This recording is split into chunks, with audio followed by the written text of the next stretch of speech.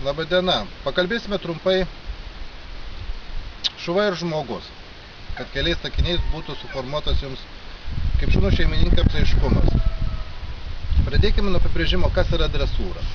Dresūros rezultatas nesėdėti, gulėti, o rezultate šuva patampa valdomas, reaguoja į griežtėjančią šeimininko balso intonaciją. Mes galime su šuniu susišnekėti. Mes patampame esminiu dirgikliu. Kad tą lygmenį pasiekti, neužtenka vien komandos sėdėti, gulėti. Dažnai žmonės mąsto, ai moka sėdėti, gulėti. Visą šito maža, kad šuva pereitų į šeimininko rankas. Reikia, kad eilė komandų. Mano sistemoje, kad kai šuva gali skaityti tik tada dresuotas, kai normalus ėjimas greta, neįtempia, neatsilieka, sėdėti, gulėti, sėdėti. Stop! Stop sunkiausia komanda dresūrai. Ir komanda pas mane, tas pats per atstumą. 5-8 metrai balsų ilgesnis ir komanda pas mane. Tik tada ta šuns psichika yra nušlifuota ir perina į žmogaus rankas. Kokie dažniausiai sekantis klausimai? Kokio amžiaus šunį dresuruoti? 4-6 mėnesiai, ponai, nes dažniausiai pas mane atvažiuoja povelotukai. Aš ir tos povelotukus išdresuruoju, bet matot, šuva yra be galo protinga būtybė, šeimininkas labai tai pamiršta.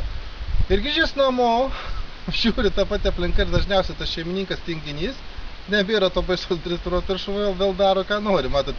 Todėl 4-6 mėnesiai koks argumentas. Tokio amžiaus šuva nėra susiformavusi jo psichika ir laiku pateiktas dresūros procesas daug gražiau susikūrė šunelio galvoje. Tai dar kartuoju, dresūros rezultatas yra šuva patampa valdomas. Nesakau, aš taip apibrėžimą, kai pasakau, prasideda klausimai. O ką daryti, kad to nedaryti, ką daryti? Išdresuruoti pilnai reikia šunį.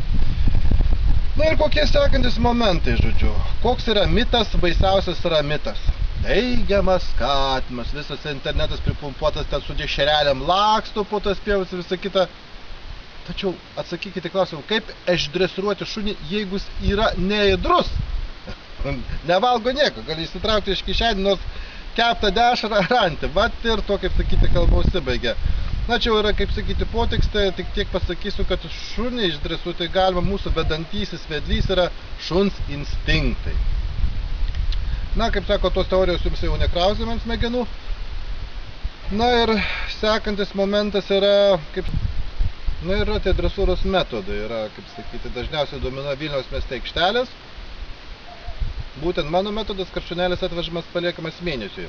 Kai kurie žmonės įsigąsta ir panašiai, tačiau vėl argumentas koksai, aš vis tik tai daug metų dirbu nuo 25 metų ir nesutikau tokio šeimininko žmogus, kuris turėtų tiek laiko ir valios išdresuruoti šunį iki galo. Aš, kaip minėjau, šuva dresuruotas, kaip sakyti, kaip visą kompleksą komandų moko, o ne ten sėdėti ir viskas.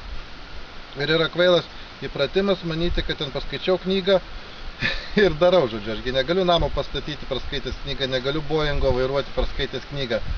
Taigi, žodžiu, principas yra toksai, kad šunelis atvežamas paliekamas vieną mėnesį, yra konkreti darbo apimtis.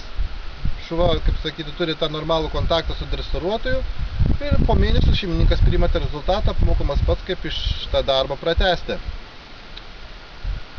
Va, dabar vėl persekioju tos dresuruotojus mušimas. Tik tai mes vaikštom su rimbais ir to pasiokai tie šunys mūsų klauso. Koks yra kontrargumentas, matote, jeigu šuva yra mušamas, jis galvos, kaip nuo to dresuruotojo žmogaus pabėgti.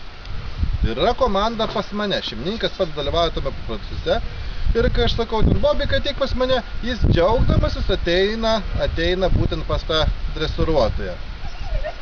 Matot, tokio dalyko neapgausit, čia ne teatras ar kažkas panašaus, žodžiu. Tai va, kaip sakyti, be abejo, tas mušimas yra ypatingais atvejais, kad važiuota koks 3 metų šuva su defekuota psichika, kuris tau gali ranką nukąsti, tai be abejo, ten jau yra kiti griežtesni metodai. Ne, taip išdresuosiu, prašau, sėdėk šunelį. Taigi, tai vat, tokios mintis.